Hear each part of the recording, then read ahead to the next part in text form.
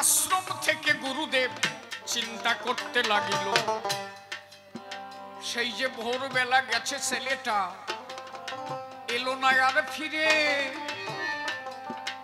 কি হয়েছে আজ বুঝি তাহারও অন্তরে। কিন্তু ভক্ত বসে বৃক্ষতলে ফেলায় চোখের জল। সন্ধ্যার আধার নেমে গেল, শোনেন জ্ঞানী দল। ভগবান দেখলো এ কি ভক্ত, এ আমাকে না পেলে যাবে না ঘরে। ভক্তের দুঃখ সইতে না পেরে ভগবান শ্রীকৃষ্ণ এসেছে ভক্তের দ্বারে। ভক্ত সবাই চলে গেল, তুই যাবি না? বলল না, আমি যাব না। কার আশায় আছিস? বললেন আমার গুরুদেব বলেছে আমায় ভান্ডি বনে আসে ভগবান, ভক্ত শোনে তিনি নাকি খেলে গোচারণ। আমি প্রতিদিন আসি কিন্তু তারে দেখি নাই, আজকে গুরুদেব বলেছে তোর ব্যাকুলতা চাই, তাই ব্যাকুল হয়ে আছি আমি। যদি না আসে ভগবান আমি আর ঘরে ফিরে যাব না, তেজিব পরাণ। জয় রাধে গোবিন্দ বলে আমি কান্না করি, প্রেমানন্দে বদন ভরিয়ে বলো হরি হরি হরি।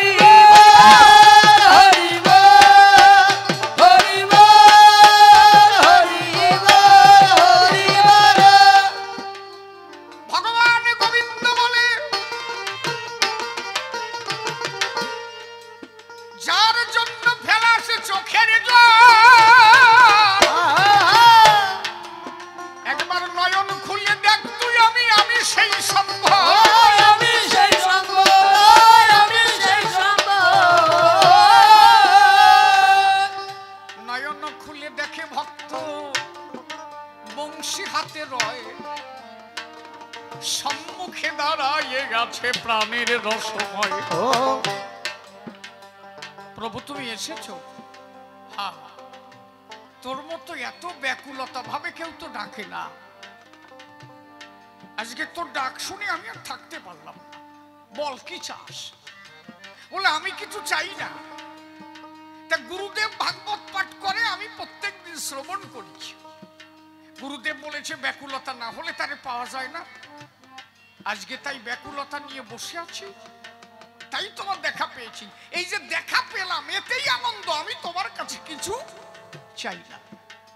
আচ্ছা আচ্ছা, তা তুই তো কিছু খাসনি তাই না? বলো না আমি কিছু খাইনি। বলে আচ্ছা ঠিক আছে, গুরুদেব যে খাবার দিয়েছে দেখ, আয় আমরা দুজন একসাথে খাই।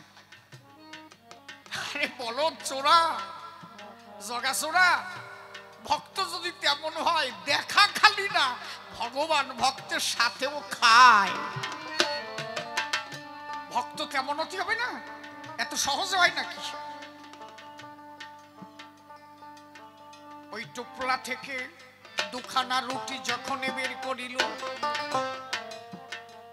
ভগবান বলে ভক্ত আমার হাতে দেওয়া ভালো। ভগবান গোবিন্দ হাতে প্রসাদ নিয়ে নিজে রুটি ছিঁড়ে সেই রুটি ভরে দিচ্ছে ভক্তেরও অধরে। ভগবান খাওয়াচ্ছে, ভক্ত পরমানন্দে খায়।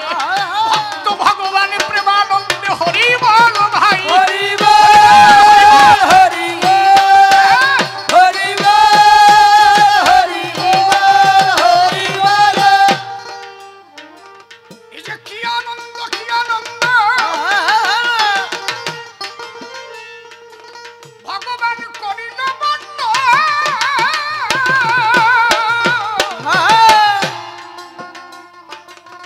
তুই যে ভক্ত আমার আজ হৃদয় রাত, হৃদয়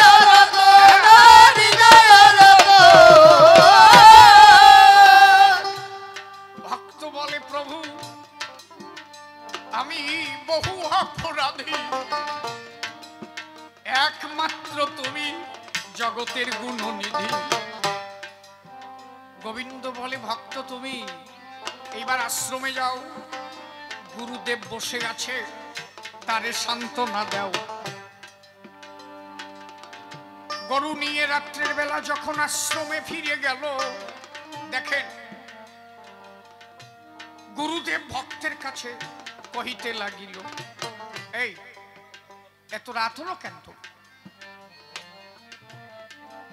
বলে, আপনি বলেছেন না, আপনি তো বলেছেন ব্যাকুলতা না থাকলে তারে পাওয়া যায়। আমি ওই খাবার রেখে হা কৃষ্ণ গোবিন্দ বলে কেঁদেছিলাম, ভগবান আমার কাছে এসেছিল। গুরুদেব কয় যে, ও আমার বোঝায় গেছে কোন ভগবান আইছে। মানে গুরুদেব তো উপর দিয়া, ও জানে যে সহজে হয় নাকি, সহজে ঈশ্বর প্রাপ্তি হয় যদি কেউ কেবলার স্বভাব ধরতে পারে, যদি কেউ সরলতা হতে পারে, সরল হতে পারে। বলে, তা কি হয়েছে, আজকে যাবি না? বলে, হ্যাঁ আজকেও যাব। তা গুরুদেব একটা কথা নাও, ভগবান আসে তো আমাকে রুটি একটু কম পড়ে যায়, 2খানা রুটি বেশি দাও। গুরুদেব কয় যে, আমি বুঝেছি কোন ভগবান আইছে, শালা তোর ওই 2 রুটিতে হয় না, রুটি বাড়াই নিবি, আমার বোঝায় গেছে। রুটি 4খানা দেশে, পরের দিন আবার গেছে। আসা মাত্র ভগবান এসেছে। এসেছিস? হ্যাঁ। এই তা তুই রুটি বেশি চাইতে গেলি কেন?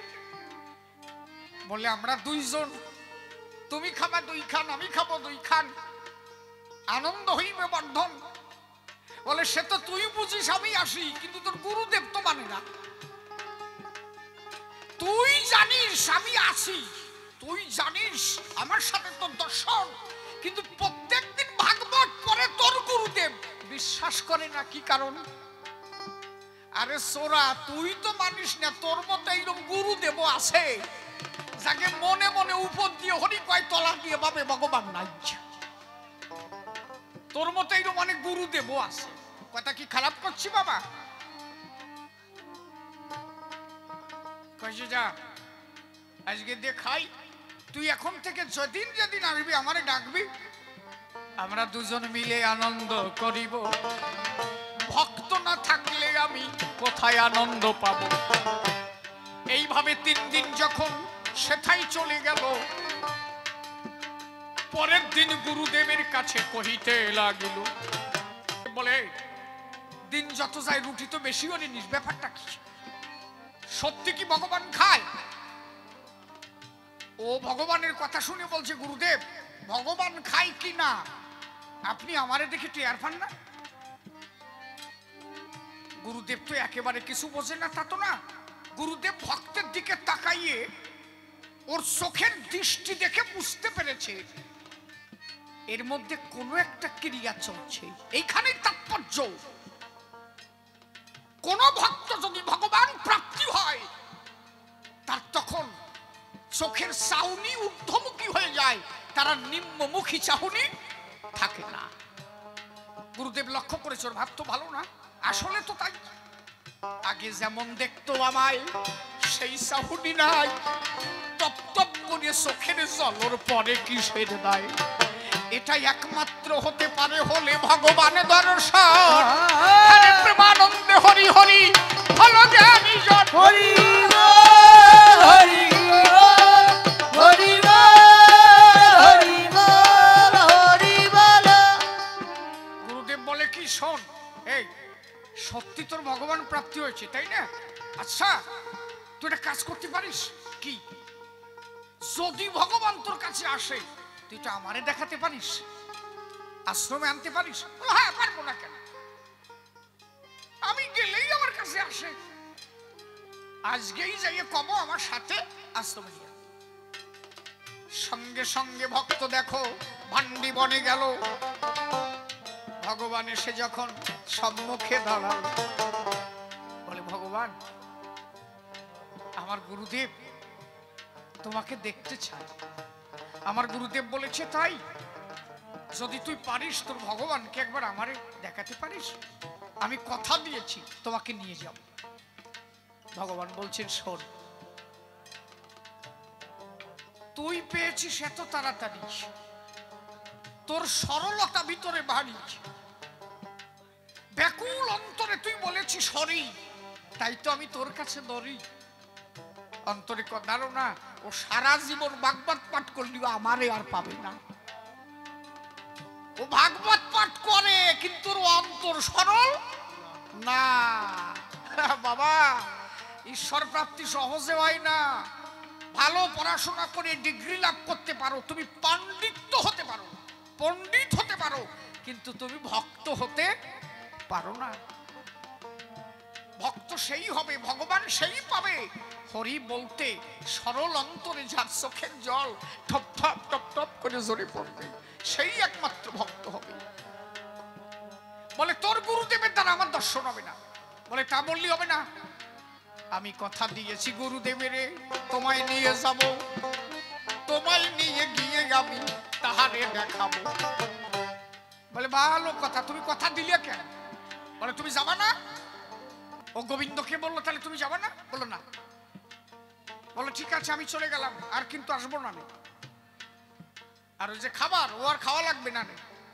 মানে দেখা হতে হতে এখন বন্ধু সুলভ হয়ে গেছে।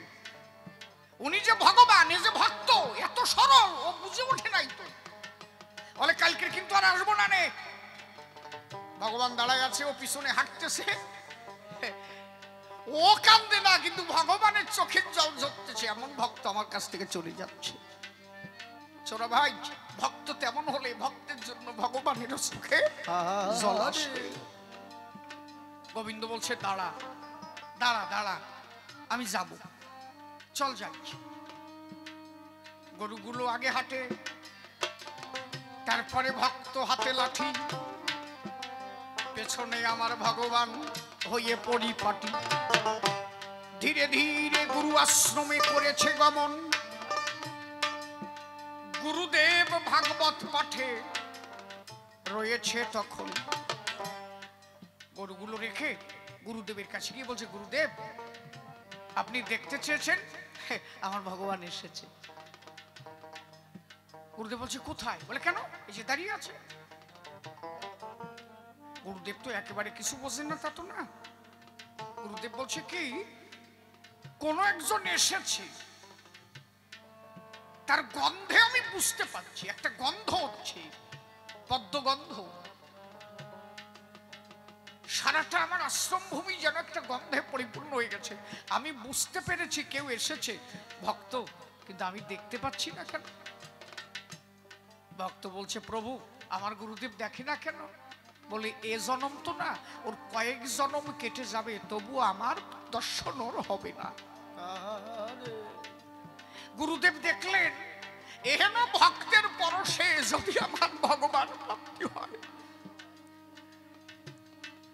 গুরুদেব শিষ্যের পা ধরে বলছে দেখ, এতদিন তো আমি তোর গুরুদেব ছিলাম, আজকে থেকে তুই আমার গুরু, তোর জন্য যদি ভগবান প্রাপ্তি হয় একবার বল না, আমারে একবার দেখা দিন। বলছে প্রভু আমার গুরুদেব আমার ধরে পায়, তাতে আমি কত পাপে ডুবে যাই, এটা তুমি বোঝো নাই? একবার কি দেখা দেওয়া যায় না? বলে যেতে পারে, তোর মতো ভক্তকে যদি স্পর্শ করে দাঁড়াতে পারে।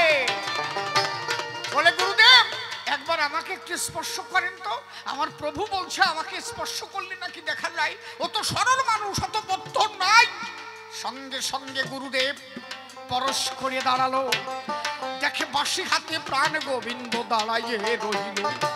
আমার রাধা গোবিন্দের যুগল মিলন সেটাই দেখো হলো, প্রেমানন্দে ভক্তবৃন্দে হরি হরি বল, হরি হরি বল, হরি প্রাপ্তি পায় একমাত্র হতে পারে তা প্রেমের দ্বারায়। এটা কিন্তু একেবারে সহজ বস্তু নয়। তাই তোমার ওই ভাব ছেড়ে দিয়ে আগে প্রেমিক হও, তবে যদি সেই বস্তু লাভ করে নাও। ধর্মপথে ছাড়া মানুষ কল্যাণ সাধন নয়, কারণ ধার্মিক না হলে জগতের কোনো সম্ভব নয়। আজকে একটা কথা আমরা যদি ভাবি, আচ্ছা এই যে ভারতবর্ষটা চলছে, আপনি বলতে পারেন এটা একমাত্র কিসের দ্বারায়, কিসের উপরে এই ভারতবর্ষ চলছে? টোটালটা কিন্তু ধর্মের উপর। যদি বলেন কেমন? ধর্মবিহীন কর্ম হলে তার দ্বারা জগতের হয় না কল্যাণ সাধন। আপনি যে কোনো কর্মের মধ্যে যদি ধর্মযুক্ত না থাকে, সেই কর্মের দ্বারা জগতের কোনো কল্যাণ হতে পারে না। এই যে এখানে গান হচ্ছে, মনে করেন কোন একজন চুল্লু খেয়ে এখানে ঢুকে উল্লু হয়ে গেল, নাকি? সে কি করলো? এখানে এসে দেখা গেল কোন একজন মা দাঁড়িয়ে আছে, তার গা টাচ করলো, তার এটা অধর্ম। অন্য নারীকে কোনোভাবে তাকে স্পর্শ করা, মানে স্পর্শ করার মধ্যেও তো ব্যাপার আছে, নাকি? আমি মা বলে কাউরে জড়াই ধরতে পারি, সে যদি আমার মায়ের মতো হয়, কিন্তু ভাবের মধ্যেও তো অভাব আছে। তাহলে দেখা গেল চুল্লু খেয়ে তার ঘরে শীত হয়ে পড়লো, অধর্ম এসে গেল। কমিটি কি করবে? কবে না অধর্ম থাক, কি করবে? তখনই কষার বাড়ি আরম্ভ হয়ে যাবে। তোমার অধর্ম যদি এত ভালো হয়, তাহলে কষা ধরলো কেন? আপনি দেখেন ধর্মের ভিত্তিতে টোটাল ভারতবর্ষটাকে একটা সীমানা করে দেওয়া হয়েছে। পাকিস্তান, চীন, বাংলাদেশ, শ্রীলঙ্কা, আমাদের যতটুক এরিয়া, সেখানে আমাদের বিএসএফ বর্ডার কিন্তু পাহারা দিচ্ছে ধর্ম রক্ষা করে। এবার ওপারে যে দেশ, তারা তাদের বর্ডার পাহারা দিচ্ছে। যদি কোনোভাবে ওপারের লোক আমার 1 ইঞ্চি জমি দখল করে, তাহলে ধর্ম বিরুদ্ধ হয়ে যাবে, সঙ্গে সঙ্গে অ্যাকশন আরম্ভ হয়ে যাবে। ধর্মের উপরে ভিত্তি করে দাঁড়িয়ে আছে। তুমি দেখো একজন শিক্ষকের কাছে গৃহকর্তা তার সন্তানটাকে দেয়, কেন দেয়? কি কারণে? যদি মা বাবা জানতো যে আমার সল ওই স্কুলে গেলে মানুষ হবে, চোর হবে, তাহলে স্কুলে দিত। কথা কইও দেয়। তাহলে কি জানে? মা বাবা জানে মাস্টার মশাই ভালো, ওখানে গেলে আমার ছেলেটা ধর্ম শিক্ষা পাবে। আমরা ছোটবেলা যা পড়েছি, এখন তো সে ছাতা নাই, এখন তো খালি স্কুলে যায় তাই যায়। আগে যাওয়া মাত্র জিজ্ঞাসা করা হতো, বাবারে প্রণাম করেছো, মাকে প্রণাম দিয়েছো, বই খাতা ধরার সময় প্রণাম দিয়েছো কি, বলা হতো না? আগে মা বাবা কত, বইটা ধরবি তো মা সরস্বতীর নামে একটা প্রণাম দিয়ে ধর, বলতো না? মানে কি প্রত্যেকটা ক্রিয়ার মধ্যে ধর্মযুক্ত ছিল। শিক্ষক মশাই ক্লাস নেওয়ার আগে বলতো, এই উক্তিটা বলবা তোমরা, সকালে উঠিয়া জানো মনে মনে বলি, আমি যেন সারাদিন ভালো হইয়ে চলি। তা তোমার কথাই যদি উনি লেখতো, সকালে উঠিয়াই আমি মনে মনে বলি, আমি যেন সারাদিন চুরি করিয়া চলি, নাকি? সারা দেশ চলছে ধর্মের দ্বারায়। আপনার বিশ্বাস, আপনি মনে করেন এইখান থেকে কোন একজন মা আপনাদের গোবিন্দপুর বাজারে যাবে, আমা কথা কই না, মা কথা কই না, এখান থেকে কোন একজন মা গোবিন্দপুর বাজারে যাবে, রাত 1টার সময় তার যেতেই হবে, ইমার্জেন্সি ব্যাপার, তার স্বামীর হার্ট অ্যাটাক করেছে, মনে করো, দোহাই দমের কেউ যেন না করে, আমি এমনি বলছি, এটা ধরো ধরো XYZ, নাকি ধরো। এইবার ওমার রাত 1টার সময় যাবে, দেখা যাচ্ছে কোন একজন সাধু ব্যক্তি, তিনি ধর্ম মানেন, তিনি মালা হাতে নিয়ে করে হরিনাম, হরিনামে পুরাচ্ছে তাহার মনস্কাম। উনি কিন্তু একটা মালা হাতে নিয়ে চলছে, আর একজন সে ওই যে কি গেলে টেলে ওই গিলিয়ে, আচ্ছা ওই মেয়েটা, ওই দুজনের মধ্যে কারে বিশ্বাস করবে? যেটা নিজের টালি ঠিক রাখতে পারতেছে না, তারে বলবে নাকি যে আমার গোবিন্দপুর আগই দাও? ও জানবে না যে মাঝপথে কপালে কি হবে না, ঠিক নাই। ওই মেয়েটা বিশ্বাস পাবে কারে? যিনি ধর্মকে আঁকড়ে ধরে আছে, তার কাছে গিয়ে বলবে, প্রভু আপনি যদি পারেন এবার আমার কথা নেবেন, আমায় একটু তুলে নিয়ে গোবিন্দপুর দেবেন। তার মানে কি, ওই মেয়েটার বিশ্বাস আছে ইনি ধর্ম মানেন, ইনি কোনোভাবে আমাকে কুনজরে দেখবেন না। প্রত্যেকটা জায়গায় আপনি সরকারি ব্যাংকে যাবেন, সেখানেও ধর্মের উপরে আছে। আপনি যদি 100 টাকা ব্যাংকে রাখেন, তার যে টাকা সুদ হবে পাই টু পাই তাই দিতে হবে, 1 পয়সা কমও দেবে না, 1 পয়সা বেশিও দেবে না। আপনি একটা মেডিকেলে গেলেন, আপনি কিন্তু শিক্ষিত না, আপনি মেডিকেলে গেলেন, আপনি ডাক্তারের একটা সার্টিফিকেট দিলেন, ডাক্তার সার্টিফিকেট আপনাকে ওষুধ লিখে দিয়েছে, আপনি ওষুধটা দিতে দিলেন যে ডাক্তার বাবু, মেডিকেলে যিনি বসে আছেন তাকে দিলেন আমার ওষুধগুলো দেওয়া হোক। আপনি নিজে ইংলিশ জানেন না, আচ্ছা উনি যদি ওই সময় ওই ওষুধগুলো না দিয়ে অধর্ম করে অন্য ওষুধ দিয়ে দিত, আপনি খেয়ে মারা যেতেন। কিন্তু আপনি কি করলেন, সে ওই ওষুধ দিয়েছে না অন্য ওষুধ দিয়েছে, আপনি লেখাপড়া জানেন না, আপনি জানেন আমি তো ধর্ম মানি, উনিও ধর্ম মানে, আমি যেহেতু সার্টিফিকেটটা দিয়েছি আমার ওষুধগুলোই দেবে, অন্য ওষুধ দেবে না। কারণ আপনার একটা আত্মবিশ্বাস। কোনোভাবে যদি অধর্ম শুরু হয়ে যায়, সেই দেশ টিকতে পারে না, সেই দেশ ধ্বংস হয়ে যায়। সাধুর উপরে কোনোভাবে অত্যাচার এলে সেই দেশ থাকে না। সামনে কি হবে বাংলাদেশে দেখো কি হবে। আমরা ইতিহাসে পড়েছি, সাধুদের উপরে কোনো জায়গায় অত্যাচার হলে সে দেশ আস্তে আস্তে আস্তে আস্তে ধ্বংসের দিকে চলে যায়। যে মানুষটাকে নেওয়া হয়েছে তিনি তো একজন বিশুদ্ধ বৈষ্ণব, তাই তো? কত বড় অত্যাচার করা হচ্ছে তাকে। তার পক্ষে কোনোভাবে কোনো আইনজীবী পর্যন্ত লাগাতে দেওয়া হচ্ছে না। তিনি ভুলও যদি করেন, তার আইনজীবী তার পক্ষে তো বাদানুবাদ হবে নাকি, তাও দেওয়া হচ্ছে না। তার যে উকিল এই দেশে এসেছিলেন তিনিও কাঁদছেন, বলছে আমিও তো কাঁদছি, চিন্ময় প্রভু তিনিও কাঁদছেন, বলছে আপনি দেখেন কি করা যায়। তাহলে দেশের রাজা যদি কোনোভাবে ধর্ম বিরুদ্ধ, কোনোভাবে ধর্ম বিরোধিতা করে, সেই দেশ কোনোভাবে টিকতে পারে না। আমি এই জন্য আমাদের এই মিডিয়া চলে তো, তাই এখনো আমি বাংলাদেশ সরকারের কাছে বলছি, যা কিছু হয়েছে আপনারা অন্তত সবকিছু মেনে নিয়ে, অন্তত বাংলাদেশটা তো শুধু মুসলিমরা থাকবে এইভাবে তো দেশ তৈরি নয়। সেখানে যারা মুক্তিযোদ্ধারা ছিলেন, সেখানে আমাদের হিন্দু মুসলমান সবাই মিলে সেই দেশটাকে স্বাধীন করা হয়েছিল। এরা কেন অধিকার পাবে না? একটা সাম্যবাদ এনে সেখানে সাম্যবাদ প্রতিষ্ঠিত করা দরকার। আমার এই যে ফাল্গুন মাসের 3 দিন গান ছিল আমার, আমভিটা আমি ক্যান্সেল করলাম। আমগ্রাম 3 দিন গান আমি প্রতি বছর গাই, শ্রোতা হয় মিনিমাম 40 থেকে 50,000। আমার বললো আপনি যাবেন না? আমি বললাম না, এই বছর আর যাবো না। কেন? আমি বললাম কৃষ্ণ কথা করার জন্য একটা জেলে ঢুকাইছে আমাকে, আমি যাই কি কবানি শেষে কেন আমার কবালো ওই আরম্ভ হয়ে গেল। কি বাবা ঠিক কি না কও, কনে যাবো, যাই কোন জায়গা কথা কব, সে জায়গার প্রশাসনই যদি বিরোধিতা করে।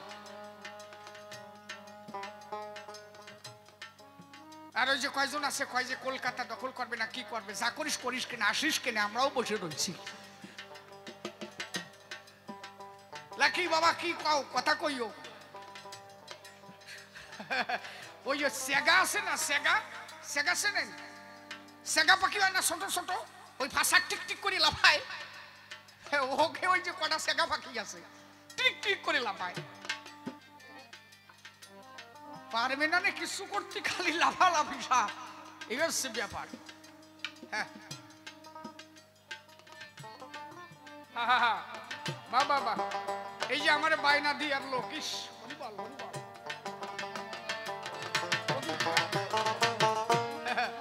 প্রদীপ সন্ন্যাসী বাবু, উনি আমার বায়না করতে গেছিল।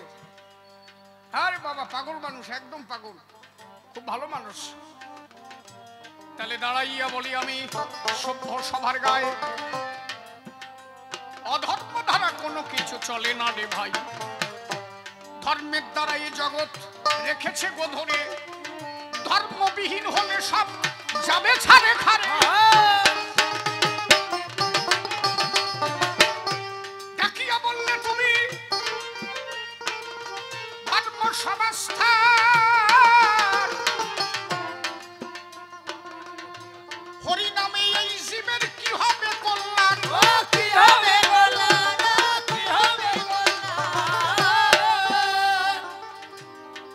পরের বাড়ি দিয়ে খায়, খালি নাম গুনাগুন গায়, এই নামে জীবের কি হয়? সবকিছু হয়।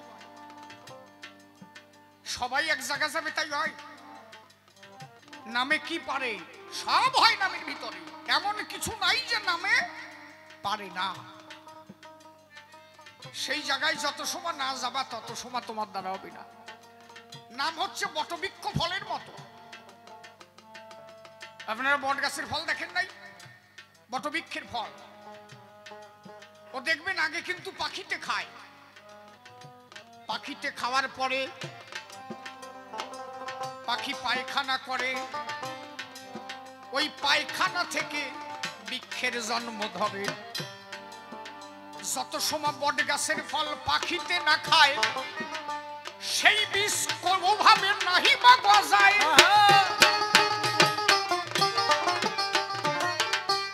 এই জন্য দেখবেন বিভিন্ন খেজুর গাছের উপরে বট গাছ, তাল গাছের উপরে বট গাছ। আচ্ছা, ওই জায়গা বীজ গেল কিভাবে? হয়তো কোনো পাখি খেয়েছিল, ওই খেজুর গাছের আগায় যে হাগিয়ে দেশে ওই জায়গা তৈরি হয়েছে। বিষয় আছে, এ ভালো খায় না। ওই বীজ দেখছো বটের বীজ কতটুক? আস্তে দেখেছো? এরকম লাল লাল হয় তো, লাল লাল হয় না বটের ফল? হ্যাঁ, ওইটা কিন্তু বীজ না, ওর মধ্যে বীজ কতটুক দেখছো? সাবুদানার থেকেও ছোট। কি বাবা ঠিক না? একদম। আচ্ছা, ওইটুক একটা সাবুদানা যখনই কোন মৃত্তিকায় পরিবেশ পাবে, পাখিতে খাবে, পায়খানা করবে, গজাবে, এমন একটা দিন আছে 100 বিঘা জমি ওইটুক একটা দানায় গিরিয়ে ফেলবে। হে, ওইটুক দানা যদি 100 বিঘা গিরিয়ে ফেলতে পারো, ওইটুক একটা, তাহলে হরি নামের মধ্যে কেন আমার কৃষ্ণ থাকতে পারবে না? ওইটুক দানার মধ্যে যদি অত বড় গাছ থাকে, তাহলে এত বড় নামের মধ্যে আমার ভগবান থাকবে না কেন? এই শোন, নামের সঙ্গে নামের একটা কানেকশন আছে। প্রদীপ বাবু কোথায় গেলেন? প্রদীপ বাবু এই যে দেখেন, দেখেছেন, এই যে ডাক দিয়েছি, প্রদীপ বাবু কোথায় আছেন? বাবু সঙ্গে সঙ্গে সাড়া দিয়ে দিল, কারণ ওনার নামের সঙ্গে ওনার একটা কানেকশন হয়ে গেছে। উনি জানেন যে আমার এই নাম, ডাকা মাত্রই খবর হয়ে গেছে। এই তো এখন ডাকের মধ্যে একটা ভাব থাকবে তো। আমি যদি বলে হ্যাঁ প্রদীপ কোথায় রে, ও বলবেন ড্রাইভার আগে কোন শালা যায় ওর দাবি। কিন্তু ডাকের মধ্যে একটা প্রেম থাকবে তো। প্রদীপ বাবু আছেন? প্রদীপ বাবু, উনি না আসলেও এসে জড়াই ধরবেন, ভাব ভালো। এটা একটা বিষয়। তাহলে ভগবানকে ডাকতে গেলেও একটা প্রেম দরকার, পেয়ার দরকার। প্রেম সে কহো, ভক্তির মধ্যে দিয়ে ডাকো, নামকে প্রেম সংযোগে ডাকো, তাহলে তোমার ডাকে নামই ছুটি আসবে। যদি বলো তাহলে এতবার নাম করি কই ভগবান পাইনে, আরে তুমি যেটুক করো তার আগে কাজ সারা হয়ে যায়। আমরা এই যে জ্যৈষ্ঠ মাসে, বৈশাখ মাসে দেখেছি না, বড় বড় ঢিলা দেখা, ওরে ঢিলা বলে তো নাকি মাঠের মধ্যে? আপনাদের এখানে কি বলে? ঢিল। আর আমরা বাংলাদেশে বলেছি ঢেলা, ঢেলা, সতিয়ে ঢেলা। কি বাবা? ওই ঢেলা এত শক্ত হয়, আপনি টিউবওয়েলের নিচে এনে চাপ দেবেন, যতটুক জল পড়বে দেখবেন ওইটুক সব শুষে নেয়। আবার চাপ দেবেন, জল শুষে নেবে, আবার দেবেন, একটা টাইম দেখবেন ও আর জল ধরে রাখতে পারে না, আস্তে ভেঙে যায়। এর মানে কি জানো?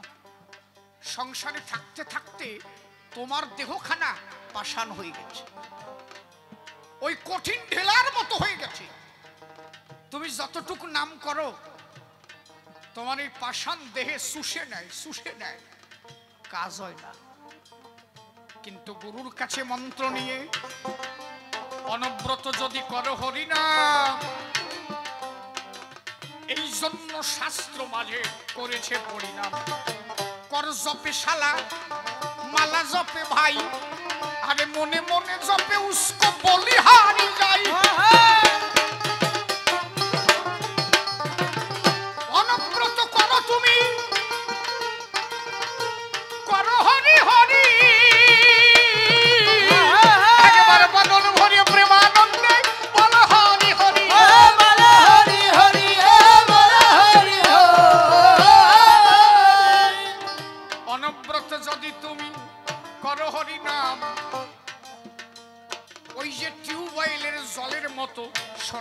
জন্মধাম। এক সময় এই পাষাণ দেহ আর রাখতে পারবে না ধরে, ওই নামের মধ্যে তখন প্রেমের যোগান ধরে। যত সময় প্রেম না আসবে তুমি তারে পাবা না। তাহলে প্রেম দেওয়ার মালিককে নাম, এই নামের থেকে প্রেম। তবে প্রেম সহজে আসে না, নামে আগে দেহ করে নিষ্কাম। নাম নিতে নিতে দেহ নিষ্কাম হবে, নিষ্কাম দেহ হলে তবেই প্রেম হবে, প্রেম হলে তবেই তুমি গোবিন্দ হবে। রাধারানী প্রেমের গুরু কেন জানো? রাধার স্বামীর নাম ছিল আয়ন ঘোষ। ওনার সব ঠিক ছিল, এক জায়গা ঠিক ছিল না। তার মানে রাধা আয়নের সঙ্গে কোনোদিন কাম ক্রিয়ায় লিপ্ত হয়নি। তার মানে রাধার পিতৃসত্তা ধরা ছিল। রাধার কাম ছিল কামনা শূন্য, শোনেন জ্ঞানীজন। সেই কাম প্রেমের জন্ম বলি তাই এখন। সেই প্রেম দিয়ে কৃষ্ণ সেবা দিয়েছিল, তাই তো রাধা রানীর কাছে কৃষ্ণ বাধা ভরিয়ে গেল। এই ধর্মের কাছে না এলে তো তুমি ধর্ম শিক্ষা পাবা না বাবা। এই শিক্ষা তুমি কোথায় পাবা? তুমি জমি চাষ করতে পারো, কিন্তু দেহ জমি চাষের তুমি বোঝো না কি। রাধা বয় করে, বয় শূন্য রয়াকারে রা, ধয়াকারে ধা, রাধা দুটো অক্ষর, রয়াকার ধয়াকার, তাই তো রাধা। আচ্ছা এই রাধাটাকে যদি উল্টাইলে কি হবে? ধয়াকারে ধা, রয়াকারে ধা, ধারা। তার মানে আমি এখানে যদি এক গিলাস জল ঢেলে দিই, যেদিকে নিচে পাবে সেই দিক যাবে। এটা হচ্ছে ধারা, জলের ধারা। বলছে একটা ড্রেন দিয়ে জল যাচ্ছে, বলছে এটা জলধারা যাচ্ছে, তাই তো। আচ্ছা জলটা যখন ঊর্ধ্বগামী হবে তখন কয় যে উজানে যাচ্ছে। রাধা হচ্ছে উজান সত্তা, ধারা। জলের ধারা নিচের দিকে গেলে তখন হয় ধারা, ওইটা যখন ঊর্ধ্ব দিকে যায় ধারা উল্টাই দিলে তখন হয় ধয়াকারে ধা, রয়াকারে রা।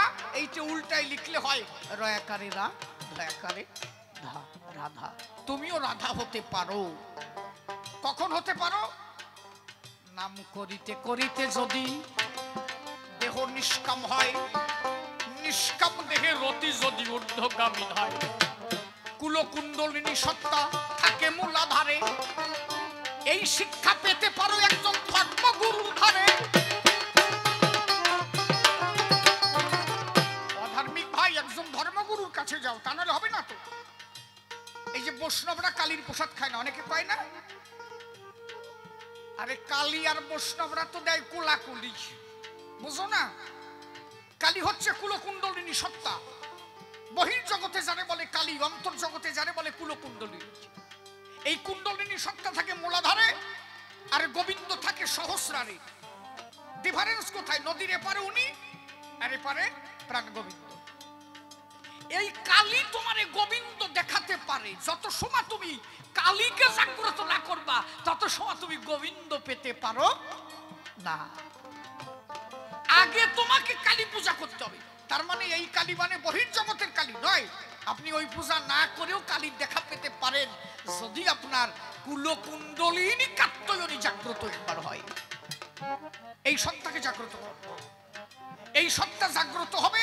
এই কুণ্ডলিনী সত্তা ঊর্ধ্বগামী হয়ে তোমাকে সহস্রাতে গোবিন্দ দর্শনে সাহায্য করবে। যত সময় কালী সাহায্য না করবে তত সময় তুমি বনমালীর দর্শন পেতে পারো না। কালী হচ্ছে প্রথম ধাপ, কৃষ্ণ হচ্ছে একদম শেষ ধাপ। একবার কৃষ্ণকে পেয়ে গেলে আর কালীতে কেউ যায় না। কিন্তু কালীকে না বুঝে তুমি কৃষ্ণ পেতে পারো না। কৃষ্ণ, কালী হচ্ছে অন ক্লাস, কৃষ্ণ হচ্ছে এম এ ক্লাস। একবার এম এ ক্লাস পাস হয়ে গেলে কেউ অনে ভর্তি হবে? হবে কি? হবে না। আগে অন ক্লাসে পড়ে কালীকে জাগ্রত করে যখন যাবা তুমি সহস্রারে, গোবিন্দ প্রাপ্তি একবার হয়ে গেলে তখন আর কালীর দর্শন লাগে না। তাহলে সেই প্রেমিক তুমি হবা, সেটা হতে পারে একমাত্র কুলকুণ্ডলিনী জাগ্রত করাই যে শ্রেষ্ঠ বলে মানে। হতে পারে একমাত্র তাহারই দ্বারাই, এটা একমাত্র ধর্মগুরু উপদেশে পাই। এই জন্য নামের মধ্যে আছে নামী, যুগল রূপে আঁকা হরি নামের মধ্যে রাধা কৃষ্ণ দুইজন বাঁকা হতে পারে ভক্তের ভক্তির দ্বারাই সদ্গুরুর কাছে গিয়ে পরামর্শ নেওয়া চাই এরা ভিক্ষা করে ঘরে ঘরে কি উপকার করে আমি ছোট্ট একটা কথা এবার বলে যাই তোমারে খোকা একটা কথা বলি অধর্ম ভাই শুয়ে পড়ে একটু ভাবিও তো তুমি কোথায় ছিলে কোথায় এলে এরপরে তুমি আবার কোথায় যাবা যদি খালি এইটুক চিন্তা করো তুমি তো জানো আত্মার মরণ হয় না তাহলে তুমি তো একটা জায়গায় ছিলে একটা জায়গায় এলে এরপরে আরেকটা জায়গায় তো তোমার যেতে হবে চুরিতে কাজ হবে না সেদিন কোন জায়গায় যাবানে সেদিন যাওয়ার জন্য একটা রাস্তার দরকার সেই রাস্তা দিতে পারে একমাত্র ধর্মে তার সন্ধান একজন ধর্মগুরুর কাছে গিয়ে যাচ্ছ সেই সম্মান সে তোমার সেই রাস্তা দেখাইয়া দেবে সেই রাস্তা ধরে গেলে শ্রীকৃষ্ণকে পাবে